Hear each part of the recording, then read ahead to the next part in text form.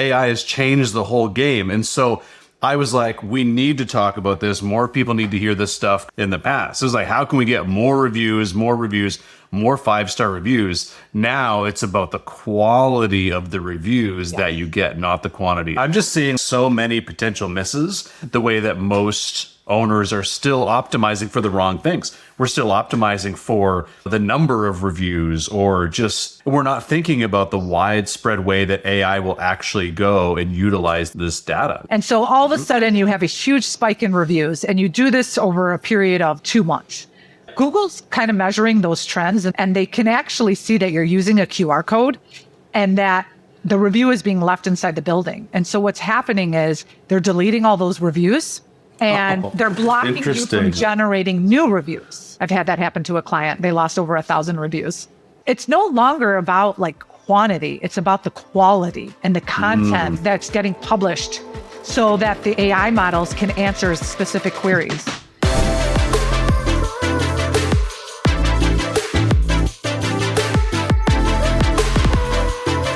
Hey everybody, welcome back to the Restaurant Growth Accelerator. I am your host, Andrew Scott, multi-unit owner for almost 20 years, and now we help restaurant owners increase their sales, their profits, and help them have more freedom with their time. I'm here with Claudia. She is a local SEO expert, and we were connecting actually on something to recommend to our clients, but she got telling me about all of the stuff that's changed with SEO, how to make more money with your online presence, and all the pitfalls that a lot of restaurant owners are going through, and how AI has changed the whole game. And so I was like, we need to talk about this. More people need to hear this stuff, because I learned a few things along the way too. So welcome, Claudia. It's great to have you here.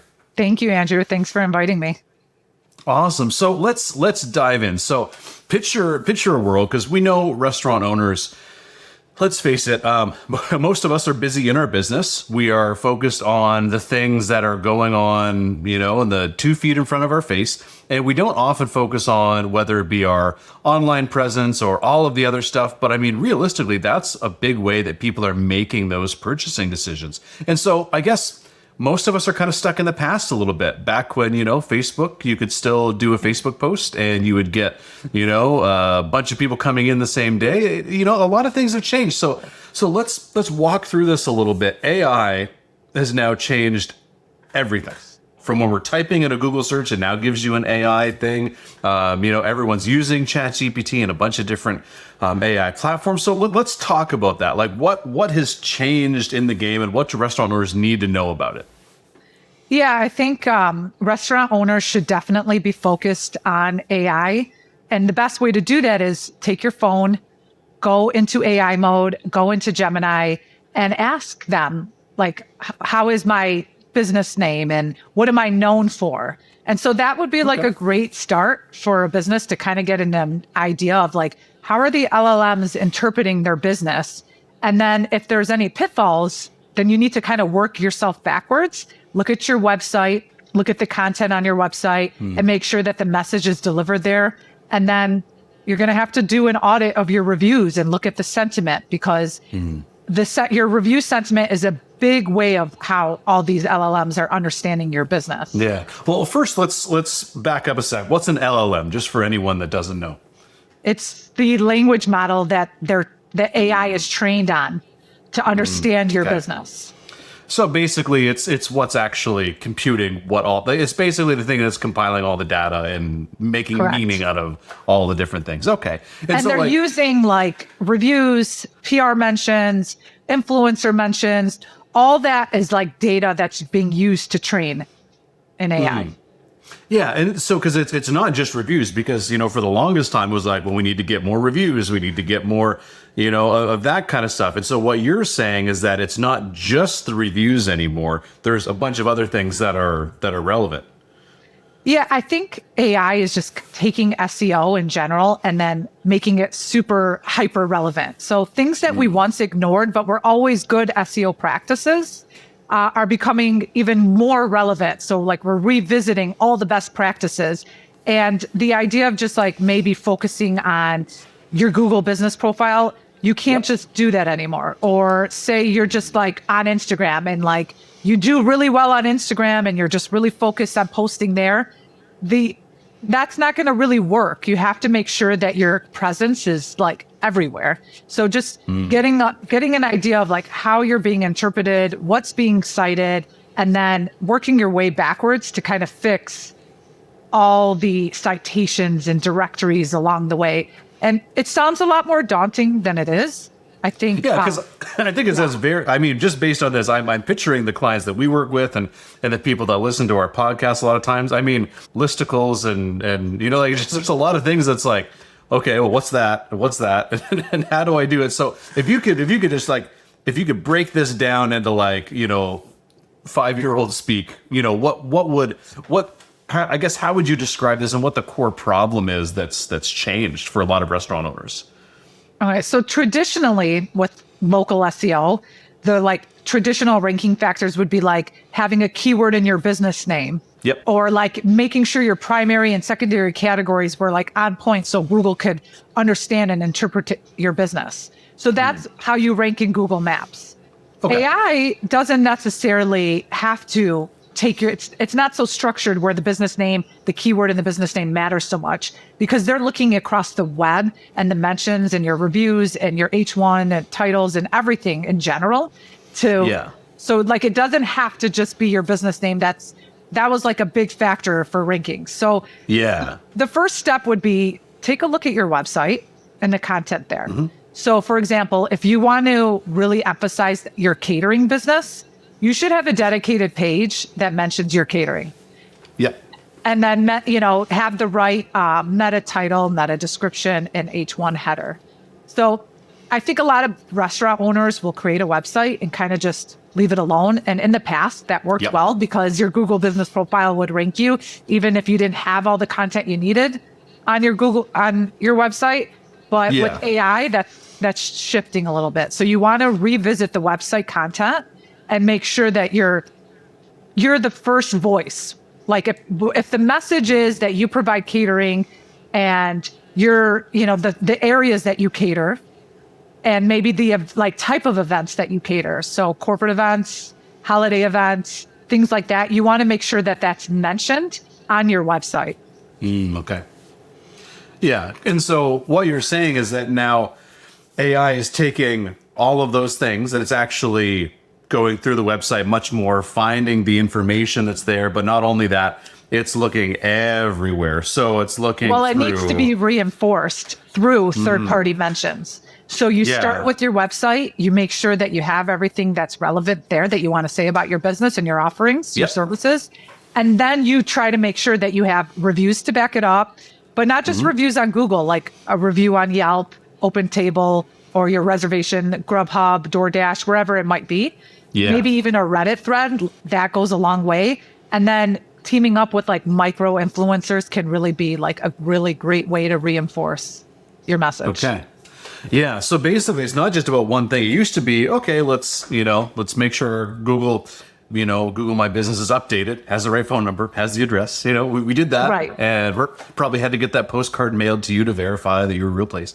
And, we have a website that we probably set up like 10 years ago and haven't really looked at it since, Right. And so what it is now is there's so many more places that information needs to be because AI isn't just taking the what it says on your website. It's not just taking that, it's actually taking information from everywhere. And I think it's really, number one, I think that's really interesting because you don't want to have just one source of truth. So like totally makes sense as someone that's trying to search, is trying to find out, okay, what is the real truth about this place? Downside for us is if we have only, one place for our reviews, all of a sudden, maybe, then if we're not managing it, maybe we have a bunch of bad reviews on a different site that we don't even monitor or know about, Like that TripAdvisor. That could I come think up a lot to of businesses don't actually like focus on TripAdvisor or maybe Yelp or other like directories that they should be paying attention to. Make sure you claim those listings and then re-optimize them. Like go through and make sure your hours are accurate because a lot of people update their hours. They forget that they have to update the website. Like sometimes they're just like, look, at the end of the day, all these restaurant owners, they're the chef, they're hiring, they're so busy. They're in the business, 100%. Right. If they're in the business and then they forget to update something or a directory, or they're not even aware that they have a TripAdvisor listing. So it's just becoming a little bit more self-aware of your presence online and getting rid of any discrepancy that's out there, because you're going to confuse the LLMs, and AI might not surface you because it's confused. Yep. No, that's a great point. So I'm thinking about this and like, man, this shit's got complicated over very quickly. So user friendly from someone who's searching for information, but yeah, as a business, there's a lot more that we need to do. And so I guess what I want to know too is, there used to be a great tactic where, hey, like let's go and get like as many reviews as we can on Google. Let's do like a push to get as many reviews, and that was just something you wanted people to see. And so what I've heard from you is that actually isn't a good best practice to do anymore. So Google's algorithms are getting way more sophisticated with AI. And so they're able to surface trends. So I've had over a handful of businesses that I've worked with that get the review violation. So it's we call it review jail. And basically, say you leave a QR code on the table and then you encourage your wait staff to get as many reviews as possible. And so all of a sudden you have a huge spike in reviews, and you do this over a period of 2 months. Well, Google's kind of measuring those trends, and they can actually see that you're using a QR code and that the review is being left inside the building. And so what's happening is they're deleting all those reviews, and they're blocking you from generating new reviews. Okay. So, and it's by design. So there's a policy in place on the Google help documents that actually say you cannot incentivize for reviews, and they added in that you cannot pressure for reviews.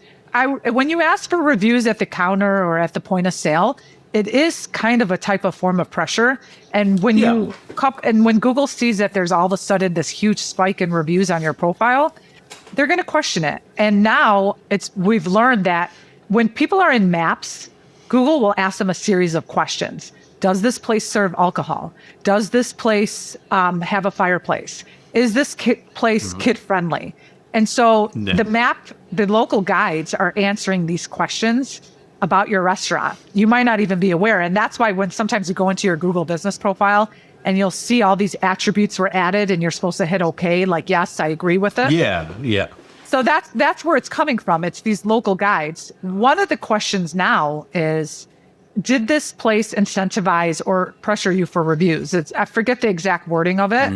And if that's clicked, I believe that you're going through an audit and you can get reviews wiped out from the very beginning of your creation of your Google business profile. I've had that happen to a client. They lost over 1,000 reviews.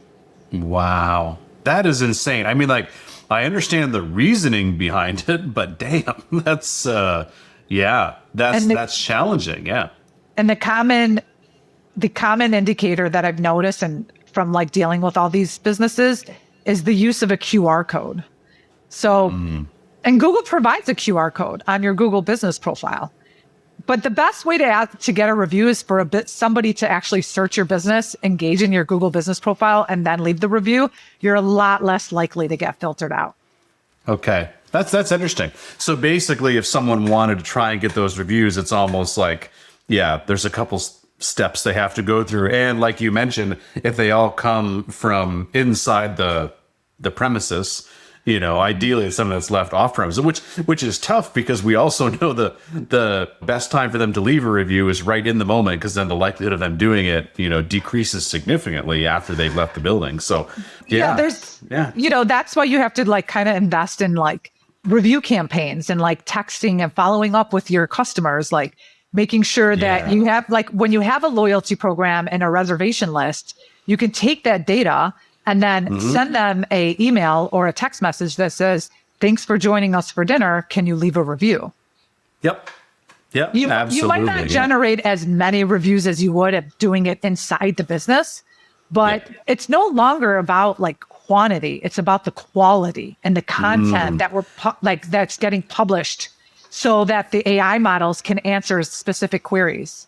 So Oh, go ahead. Yeah.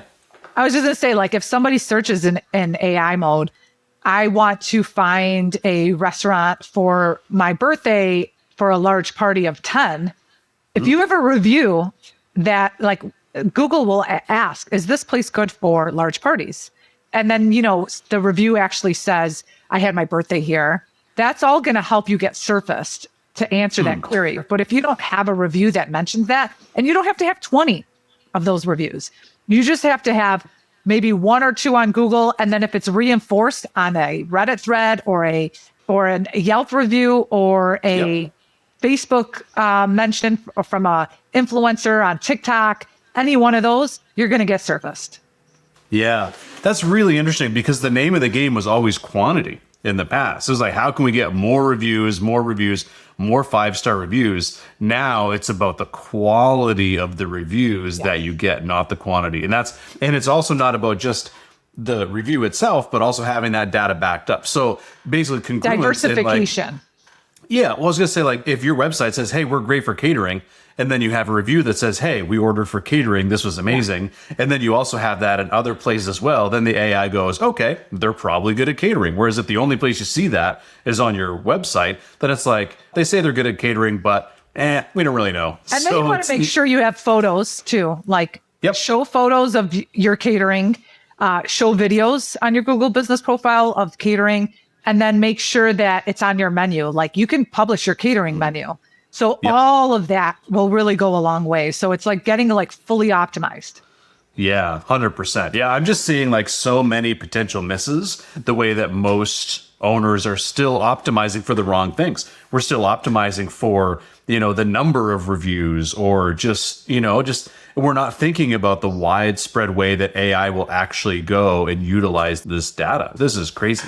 So here's another question. What is the beer served issue that this came up? I'm curious. I assume there's a story here. Oh, yeah. So I had a client that had an editorial summary that mentioned that they served beer, but they don't actually serve beer.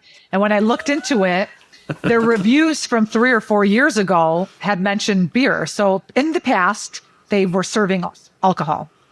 And so these editorial summaries are just kind of going into your reviews and then writing this brief one sentence that like gets shown on your knowledge. It's called a knowledge panel. Like, it's what people see when they search your brand on Google. Okay. Yeah. And so it was inaccurate. And so like you have to flag it, and then you have to go through the process of contacting Google support to actually get it removed, which was almost impossible because its editorial summaries are somewhat new. And I don't think Google support even knew how to handle it at that point. I talk about restaurant profitability a lot. And the truth is, most restaurant owners are hemorrhaging money without even knowing it. That's why I created the quick 7-minute training that shows you exactly how to track your crucial numbers in just 5 minutes per week, and a free spreadsheet to help you do it. The exact same one we're using with hundreds of our clients right now. So if you want to stop leaving money on the table, just click the link in the description below for your free copy. Oh, that's interesting. So literally old reviews that's just how much it gets impacted. Yeah. I'm just trying to think of like, I've had clients ask me in the past, like, hey, I'm moving locations. Should I keep all of my old reviews or, and so, yeah, it's just kind of interesting is how all of that stuff just feeds into the AI and ultimately what it comes up with. Yeah. Moving is like, is another thing. Like, you can move within like a 10-mile radius or even 20 miles, but anything like if you try to create a new Google business profile or move out of state and try to move your address, you shouldn't be doing that. You should be creating a brand new Google business profile and then asking Google to transfer the reviews. Oh, okay. I don't see this much in the restaurant, but like service people, they, that work out of their homes, electricians, plumbers, things like that. They can move across state lines and they think that they can take their Google business profile with them. And technically they can't.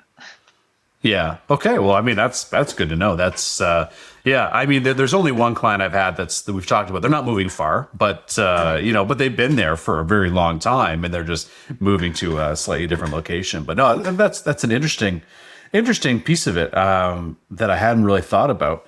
So The other thing, so we've talked about kind of how AI has changed the game. We've talked about how getting way too many reviews or, having them all come from inside your business or from a QR code can be damaging. Yeah. So I guess let's look at it this way. I know when we talked last, what are some of the other biggest issues that you see between restaurants right now? First, let's talk about some of the major issues that they're facing, like the things that you've seen in the clients that you've helped. And then we'll talk about some best practices or what restaurant owners can do to ultimately make this situation better. So yeah, what are some of the things you've seen from your clients that are restaurants that have been, notable? I would say reviews are really important to all business owners, especially in the restaurant business, because you're more likely to get reviews on a restaurant category than any other Google Business Profile category. People are more willing to leave you a review. And so when clients have issues with ex-employees that kind of want to be revengeful and leave those negative Nancy reviews and then have all their friends leaving reviews as well. So it's being able to detect that and then having the right people to combat it. So that's something we do specialize in, and we have a way of getting helping the business owner kind of work through that whole process. And I would say we have a really high success rate.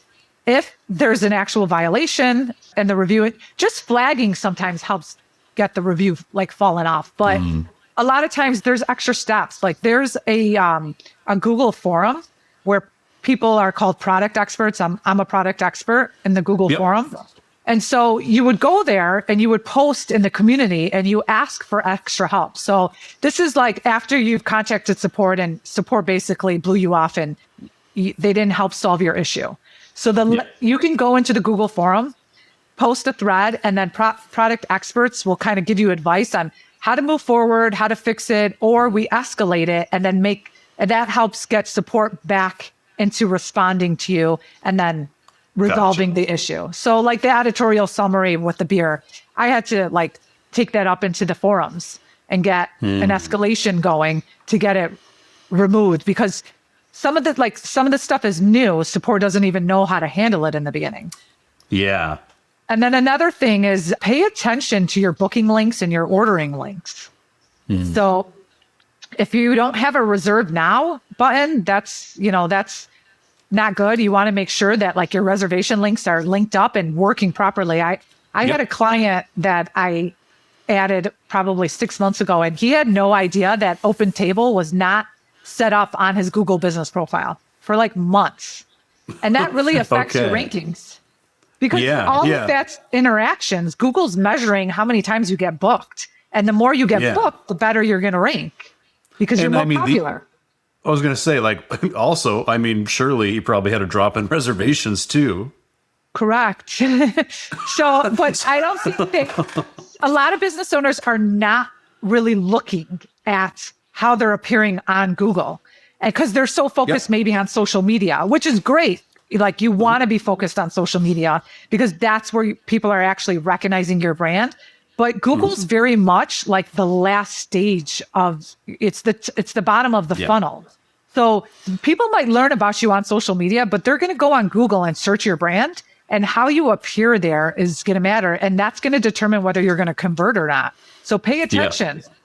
That's where they go and search you and try and book to go there or look at the menu. So you can't. They want to learn more about you. Yeah. They want to look at your reviews. They want to be able to book or order, immediately at that point. Yep. Yeah. Because usually people what we're talking about here, with social media, it's great because you can either, remind your existing customers about you, or sometimes, depending on how good your content is and stuff like that, or if you're using ads and so on, you might see some new people. So they're getting aware of you and your brand and so on and so forth. But there's still a lot of people at that point who have intent to purchase, and they're then going to Google and trying to find more. And so it's those people that have intent to purchase that if it's not lined up, they're just going to be oh, never mind, I'll find someplace different. So it's picture this in a football analogy. It's you caught the punt or caught the kickoff or whatever. I'm Canadian, so I have a lot of hockey analogies. But anyway, but point is, you're receiving it and then you're getting all the way to the end zone, and basically you fumble it on the 2-yard line. You know what I mean? It's like, Exactly that. you've got the person all the way there, and then it's like, oh, nope, I guess I'm just gonna, drop the ball here. Amazing, and then you don't get credit for all that effort. Anyway, that's really interesting. And people ask me about like, things like Google ads versus Facebook ads, like all that kind of stuff. And I always say that Google is where people are much more intent to purchase, regardless whether you're talking about ads or just in general searches. But yeah, they're intent. And that's, you gotta make sure it's congruent, and you gotta make sure that all of a sudden you type, your restaurant name into the AI, and it's not like terrible reviews. Like, you don't want that coming up at the moment that they're about to go there. It's like, great for this, but terrible for that. Like, so yeah, it's, and you have to really think about like agentic workflows coming in. And so if you don't have a book now button or an order now button, the agent cannot complete the task. And so it's almost a ranking factor now. So you won't even get surfaced if like the prompt is set to order me a pizza from so-and-so and like that agent cannot complete the prompt. You might miss out on the sale. Okay, let's back this up a little bit. So yeah, because now there's AI agents, and so somebody could literally say, "Order me this type of pizza," and it goes and does the thing. But that's not there yet. Well, but it's coming. Or yeah, I mean, it'll get there. Or say, I'm just trying to think of like just from a simplicity perspective, booking, if like booking through OpenTable or Resi, you can do that right now in AI mode. I've done it. Okay, well there you go. And so if that's not an option, or if it's not there, then it can't get done. So here's my thought process. So if you're a type of business, like maybe you're a quick serve, you don't have reservations, stuff like that. I'm just trying to think, a lot of people are hesitant to put, say, their Uber Eats, order now, because obviously we're trying not to get dinged with the commission on Uber Eats. But the point is, if it's not there at all, then, or any sort of ordering option, then you could be losing out on potential revenue from that. And not only that, but the ranking factors from Google seeing that people are ordering, because it's they're saying, oh, that's a customer. The more of those they have, the more credible you are. Correct. Is that fair to say? Yeah. Yes. Okay. I'll go into AI mode and I will say, I want to book a reservation for 4 for Saturday night. Only show me places that have availability. So now all of a sudden, I don't need to go on OpenTable, don't need to go on Resi, and don't need to, go on Yelp, because everyone has different booking options. So sometimes I used to go on OpenTable and kind of search, but AI is pulling all of the bookings, doesn't matter where it's from, all the third-party bookings are going to be shown. And so you can literally scroll through your availability, and then it's like, wow, like it's a whole new way to search. I mean, that's great, because I was just looking at Valentine's Day reservations. By the time you're hearing this, it's going to be probably closer to Valentine's Day. But I started early, but apparently not early enough, because there's a lot of places that were still that were already booked up. But anyway, I'm just going to use AI mode next time. So that's great. Thank you for. I never thought of that, to be honest. So that's just a whole new way. If people, instead of going to the restaurant and then seeing if they have availability now, you can just be like, hey, give me the options that can take me at this time. And options are being surfaced just based on those factors. And if you're not there, if you don't have that set up, you're just not in the running at all. You're not invisible. Even an option. Yeah, you're just invisible. And you might not even know it. Yeah. No, that's crazy. So let's go into, if you were a restaurant owner, put yourself in a restaurant owner's shoes in the moment. Like, what are the top 3 things that you would do as quickly as possible to be able to try and move this in the right direction or solve some of these issues? What would the top 3 things be that you would do? Okay, number 1 is making sure that I'm generating reviews, but not just on Google, like thinking of it as like a diversification. So you can't ask for reviews on Yelp, by the way. Like, you can't link up to your Yelp page and ask for a review. Okay. Those have to come organically.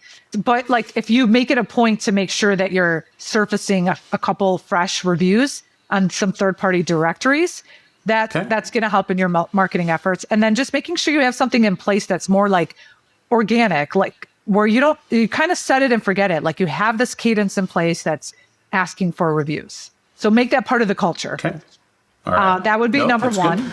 Number 2, I would say, like, definitely revisit your website and look at the content and make sure that you have the right H1 headers. Like in an H1 header, it's just like that first bold Yep.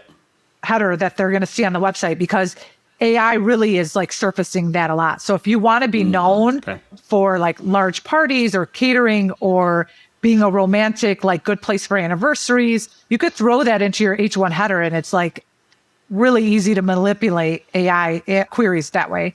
And then making sure it's in your, like, look at your schema. And I don't want to get too technical here, but like your meta title, your meta description is a big part of how AI is interpreting your business. And then just the content, and then add reviews that from like real reviews from Google, put that on your website to reinforce the message. So if the page is about catering and you have 5 reviews that mention catering, you can throw that on your website landing page. Nice. Yep. Okay. So like website, I would say definitely revisit that. Then the reviews factor, and then revisit all the directories that you're on. So do a search and look at what AI is citing. So if they're citing OpenTable, Yelp, TripAdvisor, even like there's very like niche local sites that like mention halal food. Like in my area, there's this one website that like is really, it's kind of like a food blogger that like always talks about the best halal places to eat at. And so I've noticed that got surfaced a lot, especially if somebody wants to know like of a restaurant that serves halal meat. So you want, so if you see that getting surfaced, reach out to that blogger or influencer and ask them to come visit your restaurant and then mention you. It goes a really long way. Okay. I mean, those are some pretty actionable steps people can take. So I love that. And now, as we know, we deal with restaurant owners, and we are typically in the business. We're typically not as tech savvy as some different businesses are. So if they're listening to this and going, that sounds like I really need to do that, but I don't have a freaking clue where to start, how can they get a hold of you to take that on and actually go through this process and fix a lot of these issues so they just don't have to worry about it at all? Yeah. So if they need help, we're definitely a great partner to partner up with. They can go on reputationarm.com and just fill out a contact form. We'll get in touch. We'll explain our services. It's actually like a really low budget, but it's a monthly fee. And we don't charge an onboarding. We just ask that you stay on for 3 months.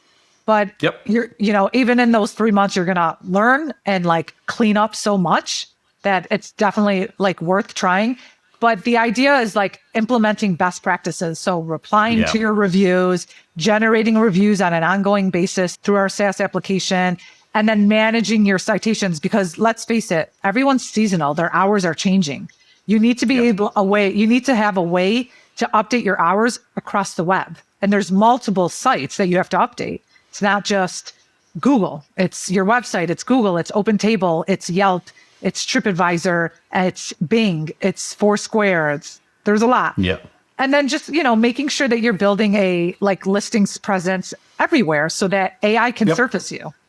So those are some of the things that we do. And we help do a lot of Google troubleshooting, review management, helping combat like fake reviews, harassing reviews, how to best address and reply to reviews in the most professional way, taking the emotion out.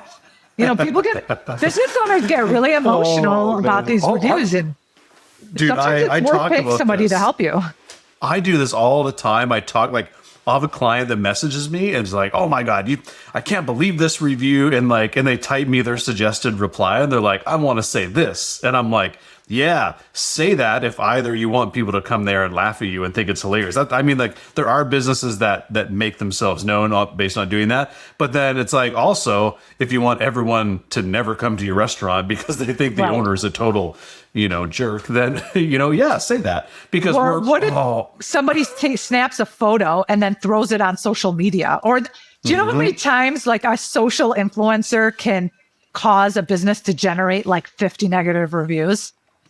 Oh, yeah. They just post something negative about your business and then like tells everyone go and leave a negative review. It's crazy. Yeah.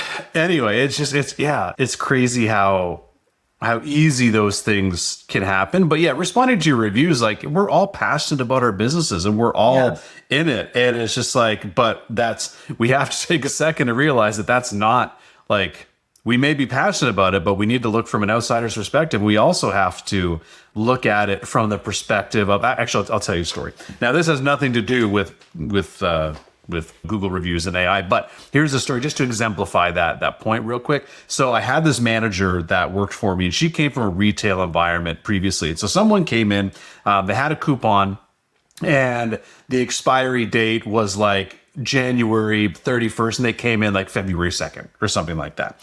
And so they came in with this coupon. They're like, oh, I want to use this coupon for a couple dollars off or something like that. Now in retail, as soon as the deal's done, the deal's done. It's not in the system anymore. Like it's very rigid. Like they don't accept that after the fact. Whereas me, I'm a small business. I'm like, hell yeah, I'll accept that. I just brought a customer in. Like I want the money. I want to create a, great experience for our customers. So of course what she does is she says, no, sorry, that coupon's expired. And the customer goes like, oh, I didn't realize it was expired. Like, are you sure you can honor it? No, we can't do it. And so the customer, of course, who does the customer blame? They blame the business for their own mistakes. But, it's like, even though we were in the right and we didn't honor that coupon, at the end of the day, who still loses in that environment? It's the business, right? Because then that person goes away and they will probably tell their friends. They'll have a bad taste in their mouth.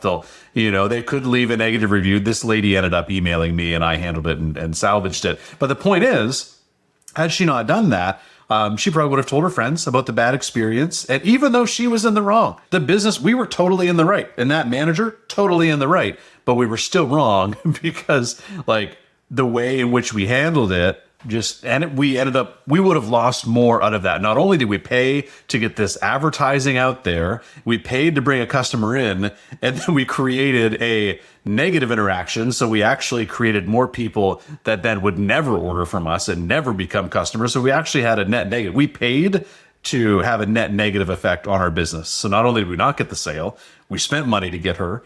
And then we ended up getting negative intent or goodwill out there. And so that's the kind of thing we have to understand is you can be right. Like the customer can be wrong, and you can still lose. And that's always the frame that I look at it, because we have to make sure that we're looking from a logical business perspective, not from a personal passion perspective, but which road do I go down that's going to give us the best outcome for the business overall, even if it means that we have to apologize, even though we didn't do anything wrong. If that leads us to get, more revenue from that customer and salvaging that situation, then that's what we should do.